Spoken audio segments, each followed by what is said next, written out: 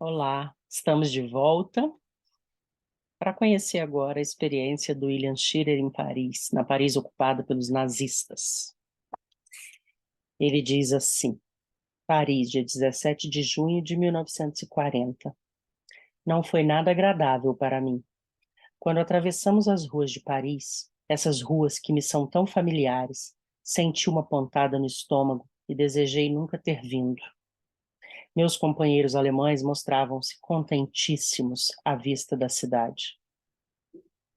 Chegamos por volta do meio-dia, um desses magníficos dias de junho que sempre se gozam em Paris, e que, se estivéssemos em tempo de paz, teria sido empregado pelo povo nas corridas de Longchamp, nas quadras de tênis de Roland Garros, nos passeios despreocupados ao longo dos boulevards arborizados ou nos terraços frescos dos cafés.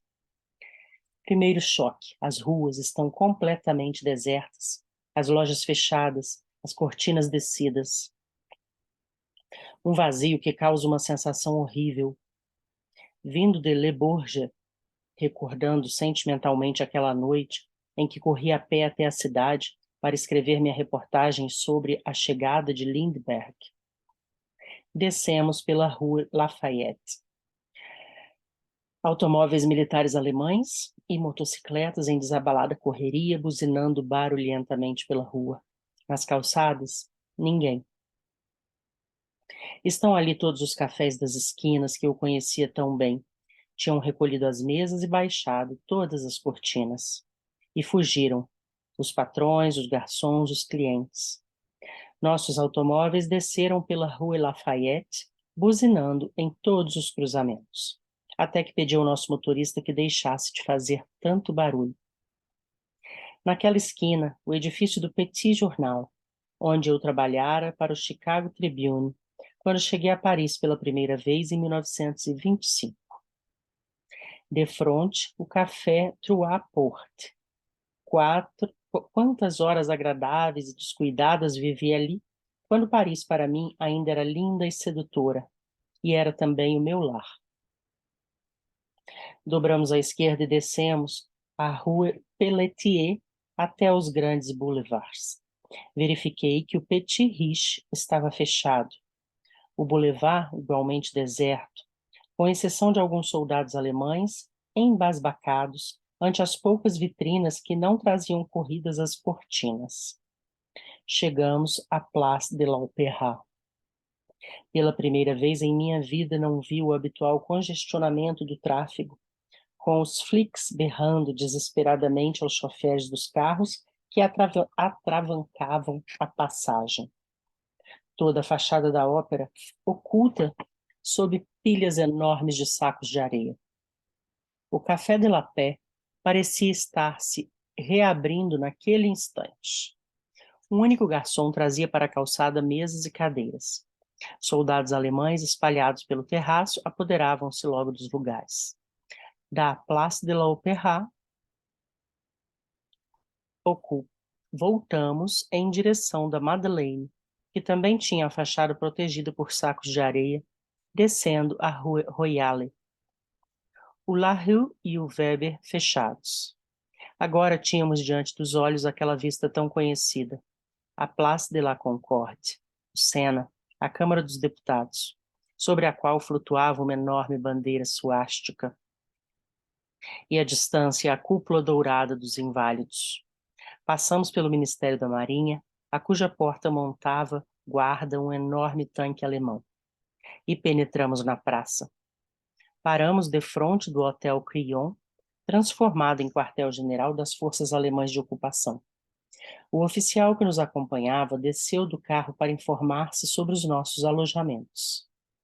Com grande desprazer dos oficiais alemães, saltei também para uma visita à embaixada americana, que funciona no edifício contíguo.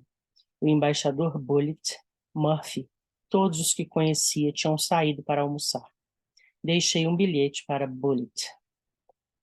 Conseguimos acomodações no Scribe, onde várias vezes me hospedara nos dias civilizados do passado. Para minha grande surpresa e contentamento, Desmarais Bess e Walter Kerr, que tinham permanecido em Paris depois de quase todos os seus colegas terem partido. Estavam no hall do hotel. Subiram logo ao meu quarto e ficamos conversando bastante tempo. Walter parecia mais nervoso que nunca. Desmarres era o mesmo brincalhão de sempre. Ele e Dorothy residiam no Élysée Park Hotel, no Rond-Point. Na véspera da queda de Paris, o dono do hotel os tinha procurado em lágrimas, pedindo que fugissem também. Mesmo porque, de qualquer forma, ia fechar o estabelecimento. Os dois conseguiram convencê-lo a entregar-lhes o hotel. Pedi notícias dos conhecidos. Quase todos tinham abandonado Paris. Desmarres afirma que o pânico em Paris foi indescritível. Todo mundo perdera a cabeça. O governo não falou de animar a população. O povo foi aconselhado a fugir, e pelo menos 3 dos 5 milhões de habitantes da capital puseram-se a correr, sem bagagens.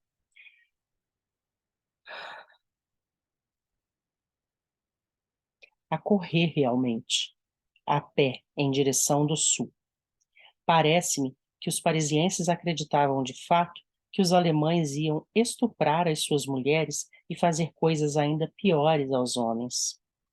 Tinham ouvido histórias fantásticas sobre o que faziam os nazistas quando ocupavam uma cidade. E até agora os poucos que ficaram são os que sentem maior surpresa ante o procedimento correto dos alemães. Os parisienses mostram-se profundamente irritados contra o próprio governo, que, segundo todos afirmam, experimentou um completo colapso durante os últimos dias que precederam a invasão. A desídia chegou a tal ponto que as autoridades esqueceram-se de avisar os habitantes, a não ser quando era tarde demais, que Paris não seria defendida. A polícia e os bombeiros permaneceram na cidade. É curioso observar os agentes, que não trazem mais as suas pistolas, dirigindo o trânsito da cidade, que consiste exclusivamente de veículos militares alemães, ou patrulhando as ruas. Tenho a impressão de que tudo isso que estamos presenciando em Paris representa a debacle completa da sociedade francesa, um colapso do exército, do governo e do moral do povo. Uma tragédia tão monstruosa que chega a ser incrível. Paris, felizmente, nós sabemos hoje que a França retornou a ser a França. Paris voltou a ser Paris, né? Paris, 18 de junho de 1940. O Marechal Pétain solicitou o armistício. Os parisienses, já estupefatos por tudo o que acontecera, dificilmente acreditam nessa notícia. O mesmo acontece a todos nós. Não há dúvida alguma de que o exército francês deve capitular. Mas todos nós esperávamos que se rendesse como o fizeram holandeses e belgas, partindo do governo, tal como anunciara Renault para a África do Norte, onde a França, com a sua esquadra e as suas tropas coloniais, poderia resistir ainda por muito tempo. Os habitantes tomaram conhecimento da iniciativa de Pétain por meio dos alto-falantes, convenientemente instalados pelos alemães em quase todas as praças da cidade. Eu me achava em meio a uma multidão de franceses, homens e mulheres, na Place de la Concorde, quando surgiram as primeiras notícias. Foi como se tivessem sido feridos de morte. Diante do Hotel Crillon, onde se hospedou Woodrow Wilson durante a Conferência de Paz, quando estava sendo elaborada a paz com a Alemanha, chegavam continuamente automóveis militares, dos quais desciam oficiais agaloados.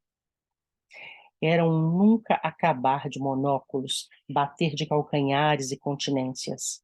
Na Place, essa mesma praça, sem igual em toda a Europa, de onde é possível atingir com um simples golpe de vista a Madeleine, o Louvre, a Notre-Dame lá embaixo, à margem do Sena, a Câmara dos Deputados, a cúpula dourada dos Inválidos, onde repousam os restos de Napoleão, a Torre Eiffel, em cujo topo drapeja agora uma enorme suástica, e, finalmente, subindo, os Campos Elíseos, a massa imponente do Arco do Triunfo. O povo que se aglomerava na Place de la Concorde não percebia o burburinho que fervilhava no quartel-general alemão instalado no Crillon. Os parisienses permaneciam estatelados ante a horrível notícia, entreolhando-se mutuamente. Depois foram as exclamações. Petain capitulando? O que significa isso? Comment? Pourquoi? E ninguém teve a coragem de uma resposta. Esta noite, Paris está vivendo uma atmosfera de amargura. Não me é possível reconhecê-la. Foi estabelecido o toque de recolher às 21 horas, 1 hora antes do anoitecer. O blackout continua em vigor. Esta noite as ruas estão escuras e desertas. A Paris das luzes brilhantes, da alegria, da música, do riso, das mulheres pelas ruas. Há quanto tempo foi isso? E o que é isto agora? Pude verificar hoje uma certa confraternização entre as tropas alemãs e o povo. Parece que a maioria dos soldados é composta de austríacos, todos bem educados. Alguns falam francês. Na sua maior parte, os soldados alemães procedem como turistas ingênuos, o que constitui uma agradável surpresa para os parisienses. Parece engraçado, mas todos os soldados nazistas trazem consigo uma máquina fotográfica. Vi-os hoje aos milhares fotografando a Notre-Dame, o Arco do Triunfo, os Inválidos. Milhares de soldados alemães reuniram-se durante o dia defronte do túmulo do soldado desconhecido, onde a chama ainda arde sob o arco. Ficam ali, as cabeças louras descobertas, olhando.